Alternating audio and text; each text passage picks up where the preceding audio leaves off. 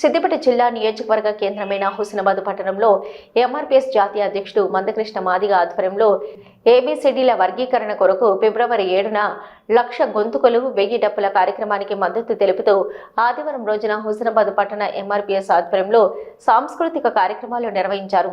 ఈ సందర్భంగా ఎంఆర్పీఎస్ నాయకులు మాట్లాడుతూ ఫిబ్రవరి 7న జరిగే 1,00,000 గొంతుకలు 1000 డప్పులు కార్యక్రమానికి హుస్నాబాద్ నియోజకవర్గం నుంచి ప్రతి మాదిగ జాతి ఇంటి నుంచి ఉద్యోగులు, నిరుద్యోగులు, ప్రతి కుటుంబం నుంచి ప్రతి ఒక్కరూ పెద్ద ఎత్తున హాజరు కావాలని కోరారు. ఏబీసీడీలో వర్గీకరణకు సుప్రీంకోర్టు అనుకూలంగా తీర్పు ఇచ్చినప్పటికీ మాల సోదరులు ఒప్పుకోకపోవడం అడ్డుకోవడం సరికాదన్నారు.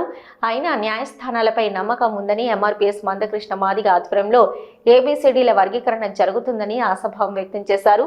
ఈ కార్యక్రమానికి ప్రతి కులం నుంచి కళాకారులు, మేధావులు, నాయకులు మద్దతు తెలపాలని కోరారు.